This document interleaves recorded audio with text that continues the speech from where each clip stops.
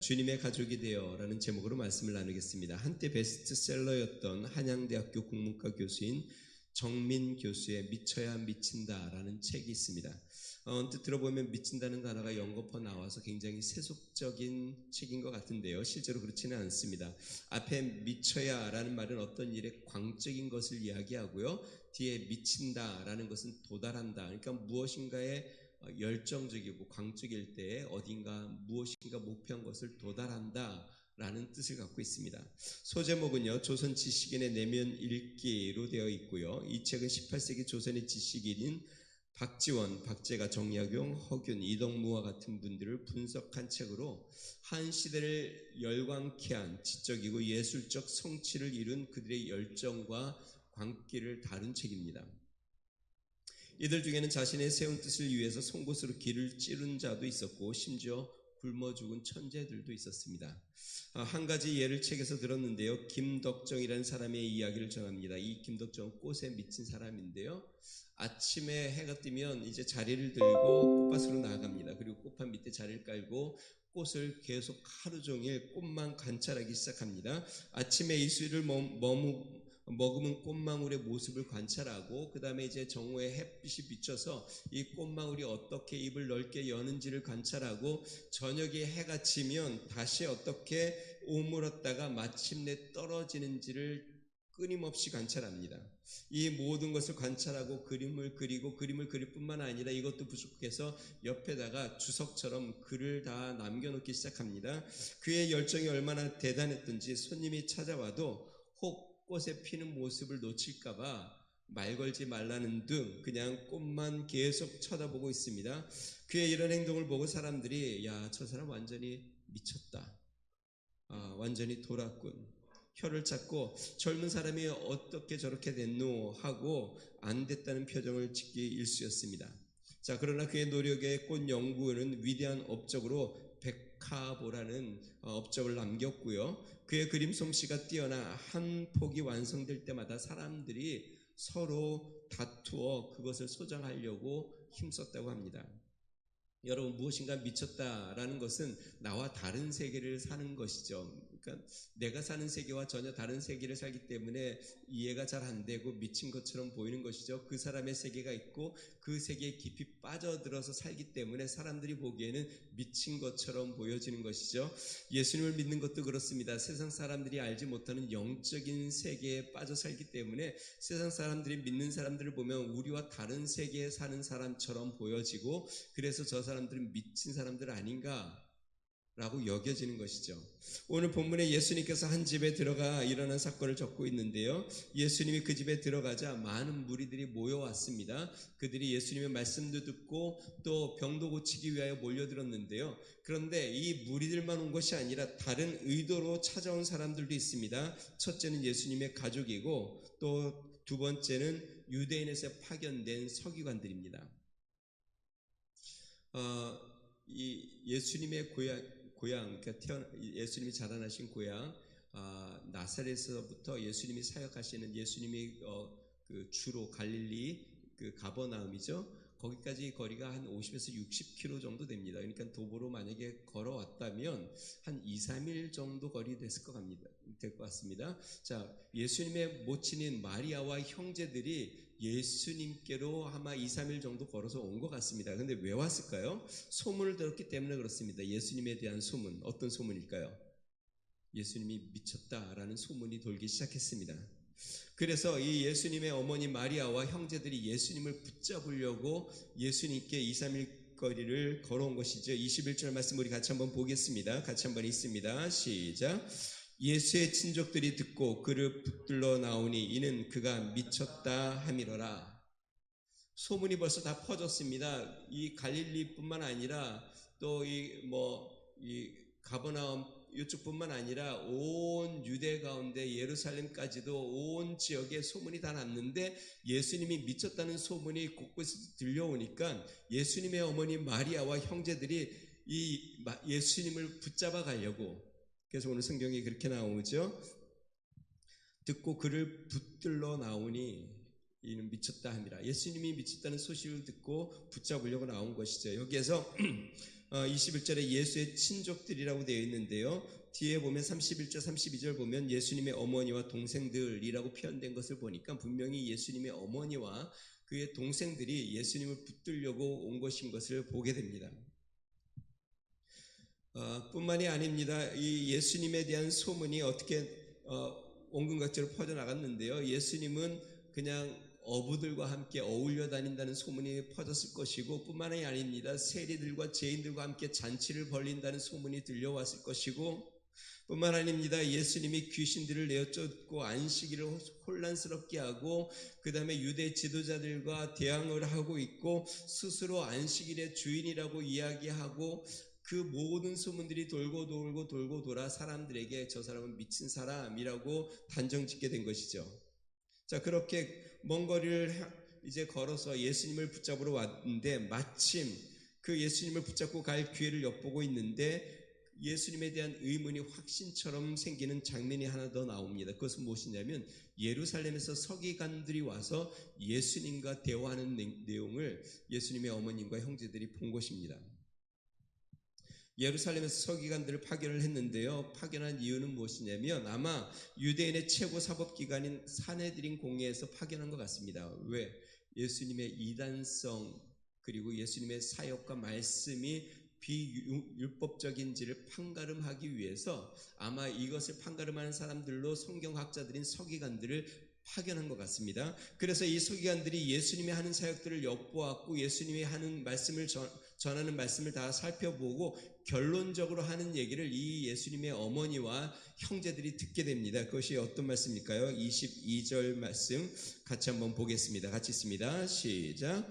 예루살렘에서 내려온 서기관들은 그가 바알세불이 집혔다 하며 또 귀신의 왕을 힘입어 귀신을 쫓아낸다 하니, 예수님의 어머니와 예수님의 형제들이 예수님을 붙잡아 가려고 지켜보고 있는 사이에 서기관들이 예수님을 사역에 대하여 평가하는 이야기를 듣는데 그것이 무엇이냐면 바알세불이 집혔다. 바알세불은 마귀의 우두머리, 그러니까 사단을 의미합니다. 집혔다라는 말은 붙었다 또는 사로잡혔다라는 뜻입니다. 그러니까 예수님이 사단에게 사로잡혔다, 귀신 들렸다, 쉽게 이야기하면 신내림을 받았다 이런 뜻이라고 표현할 수는 있겠죠. 예수님이 사단에게 사로잡혀 사단의 귀신들을 내어쫓고 있다라는 이야기를 듣기 시작한 것입니다. 여러분 얼마나 황당합니까? 아들이 그리고 형제들이 와서 그 예수님 큰 형을 보니까 사람들은 미쳤다고 하고 또 종교 지도자들이 와서 율법학자와 성경학자들이 와서 하는 이야기가 귀신 들렸다, 사단이 그를 사용하고 있다라는 이야기를 듣는 것입니다. 여러분 우리가 알다시피 예수님은 하나님의 아들로서 인류를 구원하시기 위하여 오셨습니다. 성령으로 포로된 자를 자유하게 하고 눈먼 자를 보게 하고 눌린 자를 자유케 하고 주의 은혜의 해를 전하기 위하여 오셨습니다. 그런데 사람들은 오해를 했고 또 배척했고 거절하였습니다. 사랑성도 여러분, 우리는 주님의 역사를 오해하거나 거절하지 않아야 하겠습니다. 오히려 주님의 은혜의 자리에 함께하는 믿음의 성도들 되기를 주님으로 축원드립니다. 예수님의 사역에 보면 항상 예수님의 사역의 중심에 예수님이 하시는 그 사역 가운데 함께 힘을 모으고 또 그 사역 가운데 역사를 같이 경험하고 체험하는 많은 무리들이 있을 뿐만 아니라 항상 그 주변에는 예수님의 사역을 판단하고 예수님을 죽이려고 그 틈을 엿보고 예수님의 사역에 대하여 문제 제기를 하는 사람들이 주변에는 항상 있었습니다. 여러분 우리는 어디에 있어야 될까요? 주님의 사역의 한가운데 있어야 합니다. 하나님의 역사하는 곳에 있어야 합니다. 성령이 일하시고 우리 하나님의 능력을 베푸시고 우리 하나님의 능력으로 주의 선한 일을 이루시는 그곳에 우리는 있어야 합니다. 주의 성령의 역사가 우리의 삶 가운데 늘 충만하고 우리는 늘 그 주님의 역사가 있는 그곳에 함께하여 주의 역사를 경험하고 체험하는 믿음의 성도들 되기를 주의 이름으로 축원드립니다. 자, 그러면 우리는 어떻게 하나님의 영적인 가족이 되고 주의 역사에 참여할 수 있게 되는가? 오늘 본 말씀 통해서 세 가지를 살펴봅니다. 첫 번째는요, 주의 역사를 사모하는 열심이 있어야 합니다. 본문에 예수님께서 한 집에 들어가시자 무리들이 모여들었습니다. 20절 말씀 우리 같이 한번 읽어볼까요? 20절 말씀입니다. 짓습니다. 시작. 집에 들어가시니 무리가 다시 모임으로 식사할 겨를도 없는지라. 이 집이 누구의 집인지 밝히지는 않습니다. 그런데 예수님이 오늘 이 본문 말씀에 뭐라고 되어 있냐면 식사할 겨를도 없었다. 무리들이 모여와서, 그러니까 아마 힌트인 것 같은데요. 예수님께서 식사 때가 되어 아마 식사하러 어느 집에 들어가신 것 같습니다. 어쩌면 식사 초대를 받았는지도 모르겠습니다. 제자들과 함께. 그래서 식사하려고 그 집에 들어갔는데 무리들이 그 집에 또 몰려 들어온 겁니다. 예수님의 말씀을 듣고 병 치료를 받기 위하여 많은 무리들이 또 예수님 앞에 나왔습니다. 그래서 어떻게 해요? 식사할 겨를이 없었다라고 성경은 기록해 놓았습니다. 그런데 여러분, 예수님께서 식사할 겨를이 없이 분주하게 사역을 하신 것은 여기만 기록된 게 아닙니다. 예수님의 사역의 많은 부분에 예수님이 식사할 겨를이 없이 주의 일에 열심이었던 것을 성경은 많이 보여줍니다. 우리 뒤로 좀 넘어가면 마가복음 6장 31절에 이렇게 적고 있습니다. 너희는 따로 한적한 곳에 가서 잠시 쉬어라 하시니 이는 오고 가는 사람이 많아 음식 먹을 겨를도 없습니다. 오고 가는 사람들이 너무 많아. 그러니까 예수님을 찾고 또 예수님 앞에 치료를 받고 또 예수님 앞에 그 자유함을 누리고 복음의 능력으로 구원을 받고 소망하며 고침을 받고자 하는 사람들이 너무 많아. 쉴 겨를도 없었고 그 다음에 식사할 겨를도 없었다라고 성경은 기록하고 있습니다. 예수님은 주의 일에 열심이었습니다. 식사할 겨를이 없었고 매우 지쳐 배의 바닥에 그냥 골아떨어져 주무시기도 했습니다. 운물가에 털퍼덕 주저앉아 목말라 하시기도 했고 제자들을 먼저 보내고 그 다음에 남은 사람들을 한 사람 한 사람 일일이 그들을 대하기도 하셨습니다. 게다가 밤이 맞도록 기도하고 새벽 미명에도 기도하셨습니다. 물론 예수님께서 쉬지 않으시고 또 잔치를 베풀지 않으신 것이 아닙니다. 예수님은 금욕주의를 추구한 것이 아니었습니다. 예수님은 하나님과 깊은 교제를 위하여 한적한 곳에도 가셨고 그 다음에 세리와 죄인들과 함께 잔치를 베풀고 그 다음에 마리아와 마르다와 그 나사로의 집에서도 또 잔치에 참여하기도 했습니다. 분명한 것은 예수님은 그 가시는 잔치마다 그 잔치 자리를 영적인 잔치로 만드셨고 예수님의 쉼은 하나님 아버지와의 깊은 교제 가운데로 인도했다는 것입니다. 사랑성도 여러분, 영적인 주의 생명의 일에 열심인 성도들이 되시기를 주의 이름으로 축원드립니다. 하나님이 일하시는 그곳에 항상 있고 하나님이 역사하는 자리에 있고 하나님의 성령의 임재가 있는 그곳에 여러분들이 있으시기를 주의 이름으로 축원드립니다.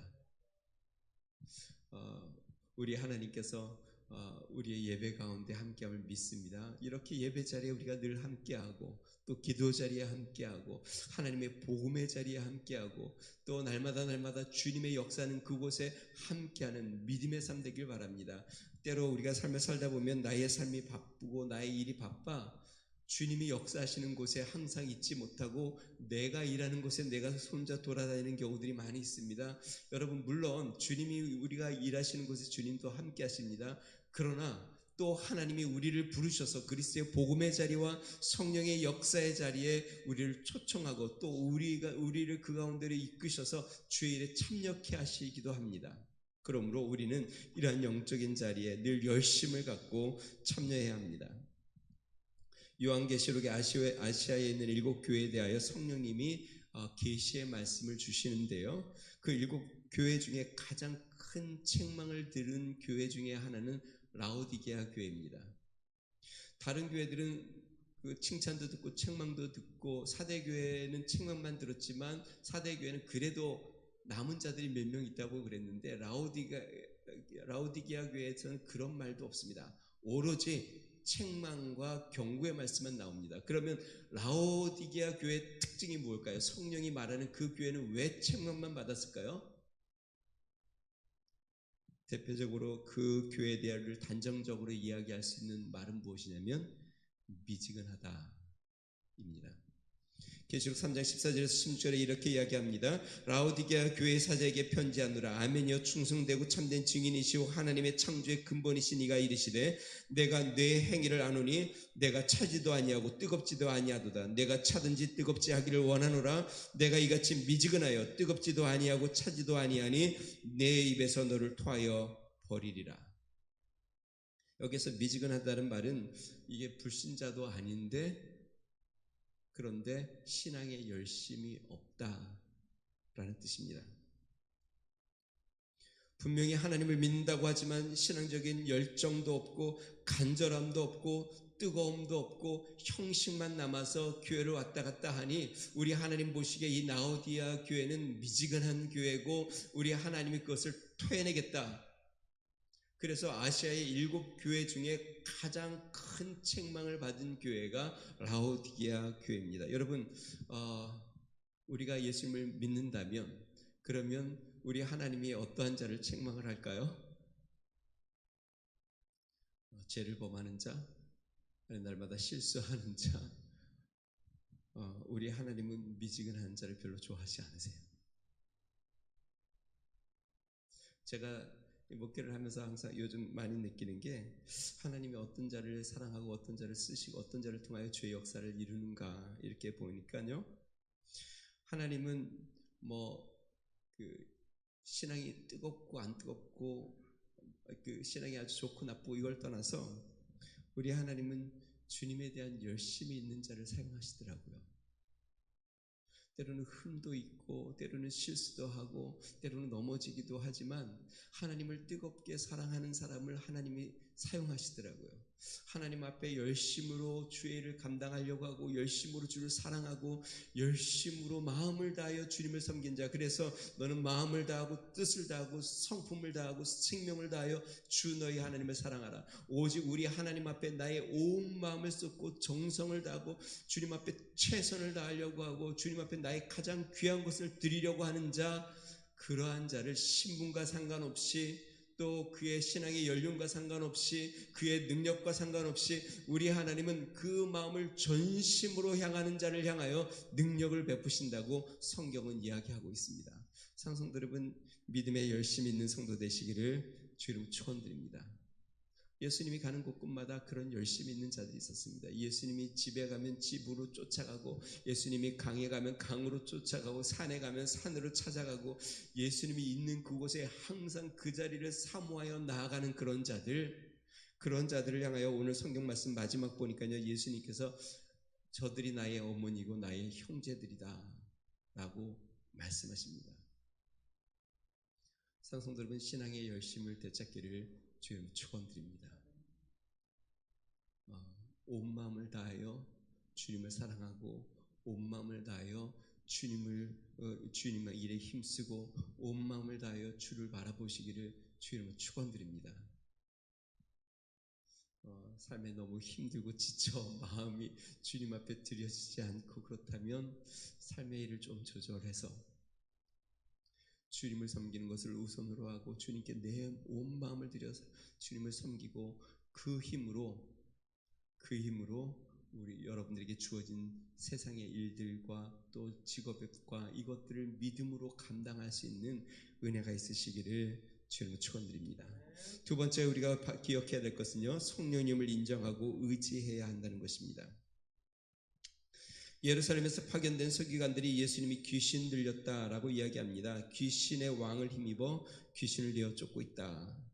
이 말은 무슨 말이냐면 예수님을 통하여 나타나는 현상은 부인하지 못하는 겁니다. 왜냐하면 분명히 귀신은 쫓아나고 있고 병자들은 고침을 받고 있습니다. 이것은 사실입니다. 속임수가 아닙니다. 뿐만 아니라 허다한 증인들, 고침을 받고 귀신이 쫓겨난 허다한 증인들이 주변에 있기 때문에 이거는 부인할 수가 없습니다. 그러니까 이것을 부인하는 게 아니라 어떻게 귀신을 쫓아내느냐, 거기에 문제 제기를 하는 겁니다. 그 무엇일까요? 귀신의 왕을 힘입어 귀신을 쫓아낸다라고 문제 제기를 하는 것입니다. 이에 대해서 예수님이 비유를 들어 이야기합니다. 23절에서 26절 말씀 제가 한번 읽어보겠습니다. 예수께서 그들을 불러다가 비유로 말씀하시되 사단이 어찌 사단을 쫓아낼 수 있느냐? 또 만일 나라가 스스로 분쟁하면 그 나라가 설 수 없고 만일 집이 스스로 분쟁하면 그 집이 설 수 없고 만일 사탄이 자기를 거스려 일어나 분쟁하면 설 수 없고 망하느니라. 자, 그러면서 결론적으로 예수님이 이렇게 이야기합니다. 27절 말씀 우리 같이 한번 읽어보겠습니다. 같이 있습니다. 시작. 사람이 먼저 강한 자를 결박하지 않고는 그 강한 자의 집에 들어가 세간을 강탈하지 못하리니 결박한 후에야 그 집을 강탈하리라. 자, 여기에서 강한 자라는 사탄을 의미합니다. 그리고 집은 사단에 점령된 사람, 영혼을 이야기합니다. 그러니까 이 강한 사단이 사람들의 영혼의 집에 들어와서 그들을 장악한다는 것이죠. 사단이 이렇게 사람을 점령하면 어떻게 되냐면 사람을 노예화합니다. 그들을 병들게 하고 귀신 들리게 하고 영적으로 타락하게 하고 윤리적으로 타락하게 하고 생명을 버리게까지도 합니다. 사단이 그 사람들을 완전히 망가뜨리고 파괴하는 일을 한다는 것이죠. 자, 그러므로 영혼을 구원하려면 이 사람들을 단지 그냥 위로하고 격려하는 것으로 되는 것이 아니라 그들을 장악하고 있는 이 사단을 먼저 결박하지 않으면 이 집을 깨끗하게 새롭게 할 수 없다라고 우리 주님이 이야기하는 것이죠. 근데 이 사단을 뉘어쫓는 권세는 오직 성령으로 가능합니다. 그래서 예수님이 성령을 힘입어 성령으로 말미암아, 성령은 그리스도의 영이요 하나님의 영인데 성령으로 귀신을 뉘어쫓고, 또 제자들도 나중에 성령의 임재를 받아 성령으로 말미암아 그 성령의 권능으로 예수의 이름을 증거하며 귀신을 뉘어쫓는 역사가 나타나죠. 다시 이야기하면 성령이 우리 가운데 임할 때 우리는 참된 자유와 평안과 생명과 능력을 얻게 되는 것이죠. 사랑하는 성도 여러분, 우리는 하나님의 성전입니다. 그리고 우리 안에 하나님의 성령이 거하심을 믿으시기 바랍니다. 조금이라도 사단이 우리 안에 머물 여지를 두지 말아야 합니다. 오직 성령 충만하고 성령을 의지하고 성령을 환영하며 성령을 쫓아 나아가는 믿음의 성도들 되기를 주 이름으로 축원드립니다. 예수님이 서기관들에게 이렇게 경고합니다. 28절과 29절 말씀 제가 읽겠습니다. 내가 진실로 너에게 이르노니 사람의 모든 죄와 모든 모독하는 일은 사하심을 얻되 누구든지 성령을 모독하는 자는 영원히 사하심을 얻지 못하고 영원한 죄가 되느니라 하시니, 성령을 모독한다, 회방한다. 다시 이야기하면 모든 죄는 사함을 받는다. 모든 죄라고 하면 율법에 속한 모든 죄들, 율법에 많은 죄들이 나오죠. 살인하지 말라, 간음하지 말라, 도둑질하지 말라, 수많은 죄들이 나오는데 그 모든 죄는 하나님 앞에 잘못을 구하고 회개를 하면 용서를 받는다고 예수님이 이야기합니다. 심지어 이거와 병행 구절인 마태복음 12장 32절에 보면은요, 예수님을 모독하는 자도, 예수님 인자를 모욕하는 자도 사심을 얻을 수 있다라고 이야기했습니다. 우리가 잘 알다시피 사도 바울도 예수님을 핍박하지 않았습니까?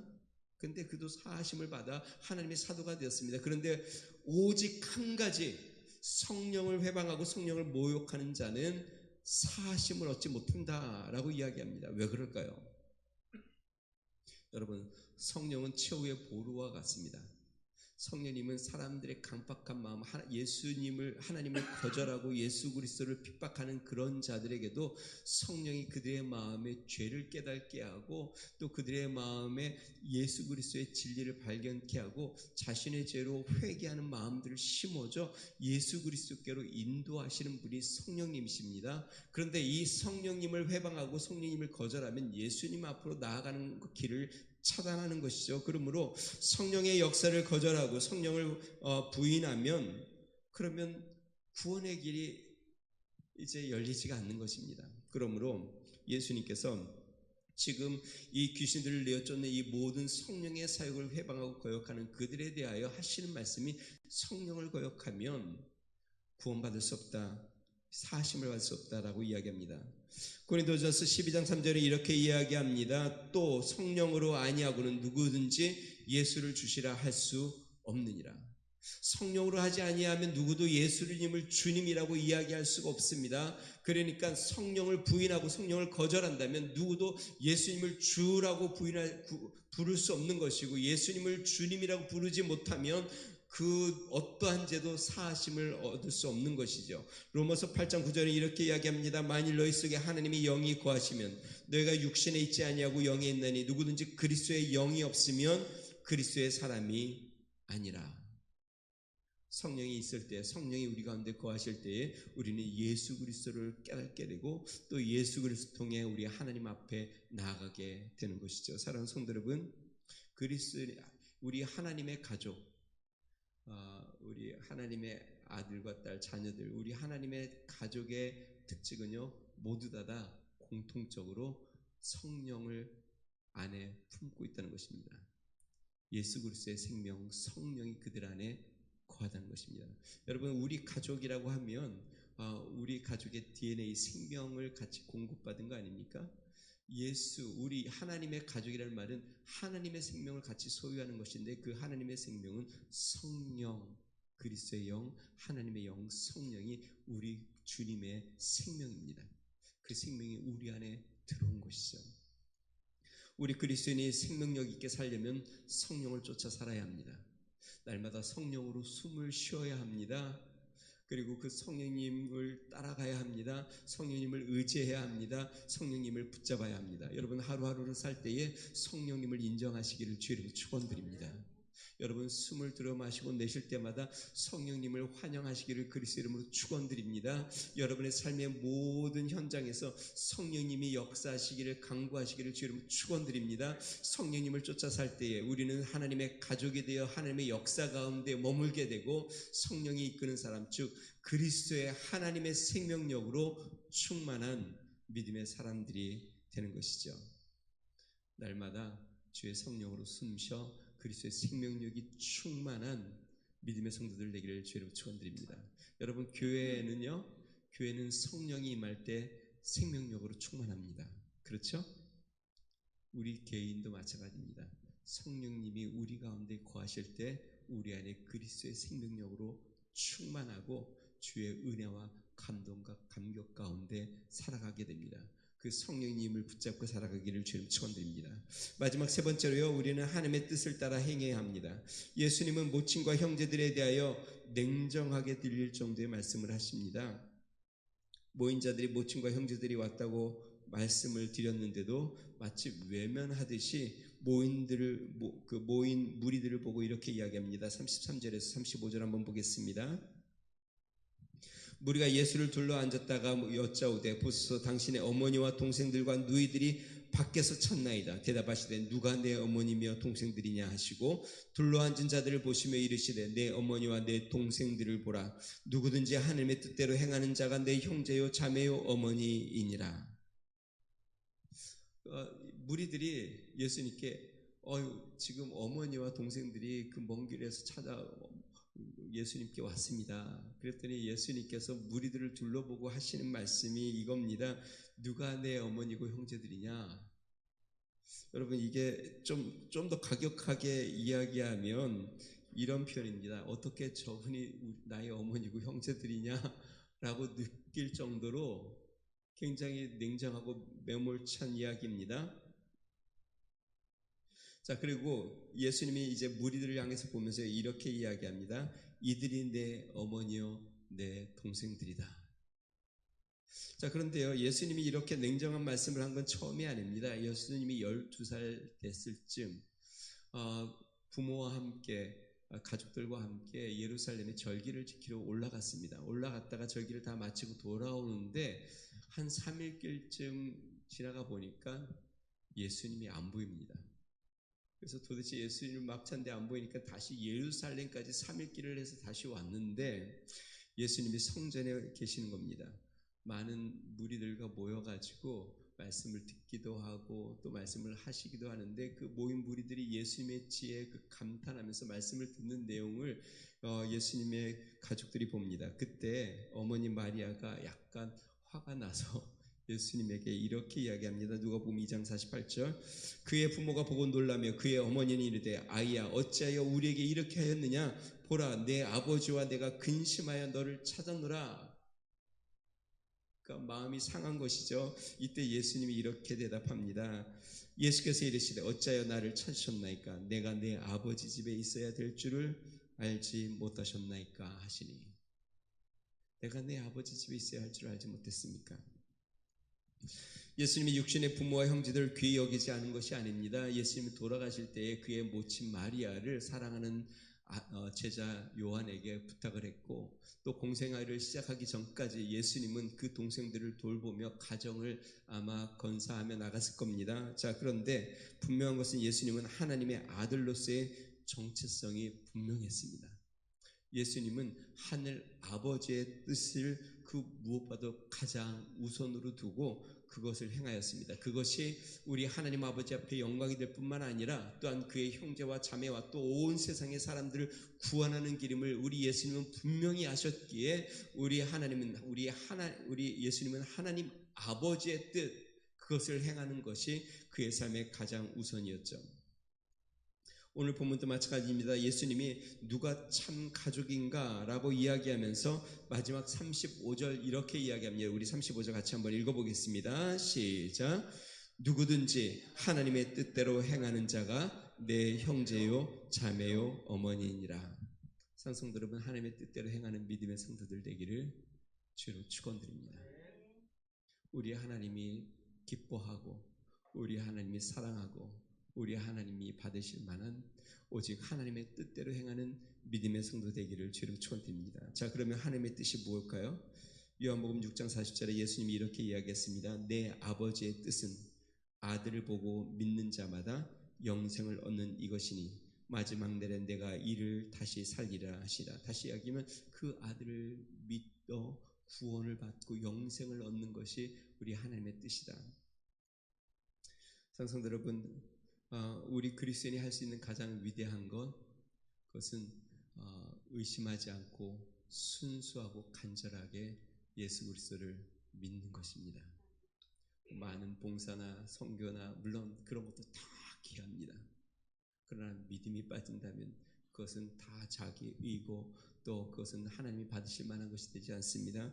우리 주님이 정말 원하시는 건 순수하고 진실된 마음으로 예수 그리스도를 믿고 따르는 것, 가난하고 간절한 마음으로 예수님을 믿고 따르는 것, 뜨거운 사랑과 또 열정으로 우리 주님을 믿고 그 예수님을 따라가는 것, 우리 주님이 원하시는 우리 하나님의 뜻 예수 그리스도를 믿음으로 날마다 한 걸음 한 걸음 날마다 주님을 따라 순례의 길을 가는 것, 그것이 우리의 하나님의 뜻입니다. 사랑하는 성도 여러분, 예수님을 믿고 날마다 따라가시기를 주님 축원드립니다. 어린아이같이 순수하고 순전한 마음으로 또 진실된 마음으로 간절한 마음으로 그 예수 그리스도를 붙잡고 날마다 주님을 따라 동행하며 나아가는 은혜가 되기를 주님 축원드립니다. 오늘 본문 말씀에 모인 무리들은 정말 어린아이처럼 예수님 앞에 모여들었습니다. 마치 우리 옛날에 보면은요, 동네에 무슨 이렇게 사탕 무슨 이렇게 하는 무슨 디아카 하나 오면 막 아이들이 막 쫓아오고 막 일로 가면 쫓아가고 저로 가면 쫓아가듯이, 여러분 예수님이 가는 곳곳마다 사람들이 일로 가면 쫓아가고 저로 가면 쫓아가고, 순수한 마음에 예수님을 판단하거나 비난하는 것이 아니라 예수님으로 말미암아 생명을 얻었기에 예수님이 가는 곳이면 그냥 기쁜 마음으로 어린아이같이 사모하는 마음으로 날마다 예수님께 나아가는 그 순수함이 예수님이 그들이 내 형제여 자매여 내 어머니라 말씀하였습니다. 날마다 우리 주님 앞에 그러한 믿음으로, 그러한 열심으로, 어린아이 같은 순전한 믿음으로 주를 따라가는 은혜 있길 바랍니다. 우리 같이 한번 기도하겠습니다. 예수님은 하나님의 뜻에 세상 말로 하면 미쳤습니다. 하나님의 부르심에 자신의 삶을 온전히 드렸습니다. 주님 하나님의 뜻이 이루어지기를 온전히 소망하였습니다. 우리도 그렇기를 바랍니다. 하나님, 주님의 뜻이 나의 삶 가운데 이루어지게 해주십시오. 우리 하나님을 믿음으로 따라가게 하여 주시옵소서. 날마다 믿음에 대한 열심과 열정을 갖고 하나님과 동행하는 믿음의 성도 되게 해주십시오. 우리 하나님께서 우리 성령님으로 말미암아 나 늘 그리스도의 생명력으로 충만하고 주의 은혜 가운데 나아가는 믿음의 삶 되게 해주십시오. 우리 하나님이 역사해 달라고 우리 같이 한번 기도하겠습니다. 좋으신 하나님 아버지 감사합니다. 하나님 아버지 주님, 예수 그리스도의 생명이 우리 가운데 흘러넘쳐 하나님 아버지 그리스도의 복음과 주의 생명력으로 날마다 살아가는 은혜가 있도록 주여 은혜를 베풀어 주시옵소서. 하나님, 예수님을 따르는 많은 무리들이 마치 어린아이처럼 순전하고 진실된 마음으로 갈급한 마음으로 날마다 주님 앞에 나와 주의 얼굴을 구한 것처럼 하나님 아버지 주님 주님, 우리도 어린아이처럼 우리 주님을 순전한 믿음으로 따라가는 믿음의 성도들 되게 하여 주시옵소서. 능하신 하나님 아버지, 이번 한 주를 살 때에도 우리 주님을 바라보게 하여 주시고 성령을 의지하게 하여 주시고 주의 영광 가운데 나아가는 믿음의 삶 되도록 우리 주 성령께서 함께 하여 주시며 능력과 은혜 가운데 충만하게 하여 주시고 역사하여 주시옵소서. 주님을 찬양합니다.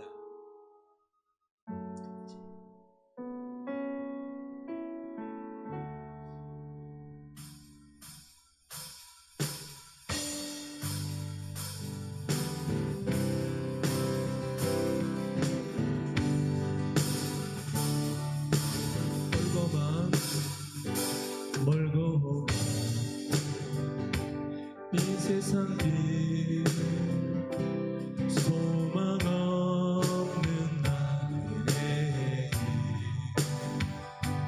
방황하고 헤매이며 정처없이 살아왔네. 의지할 것 없는 이곳 위로받고 살고파서 세상은 없다라거든 모든 것을 다 잃었네. 무거운 짐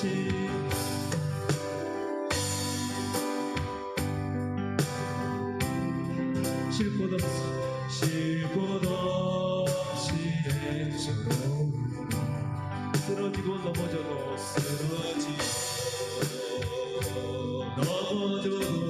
위로할 것 위로할 자는 없어. 내 세상에서 버림받고 세상에서 버림받고 귀한 세월 방황하는 아버지를 만났을 때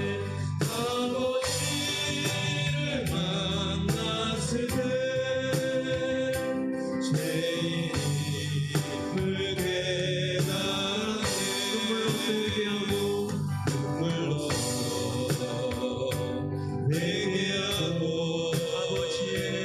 아버지의 품에 안기 죄악으로 더럽히고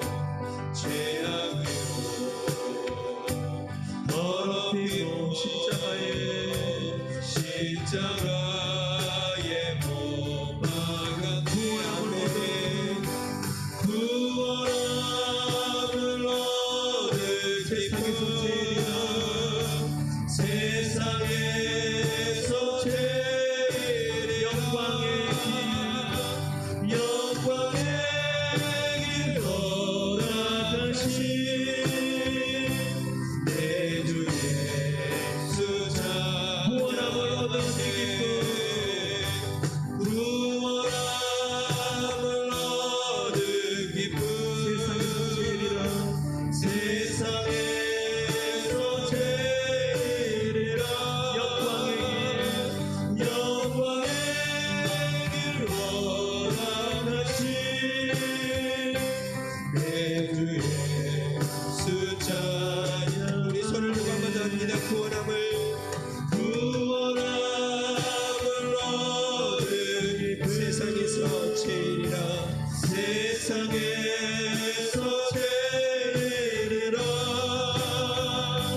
영광의 길 허락하신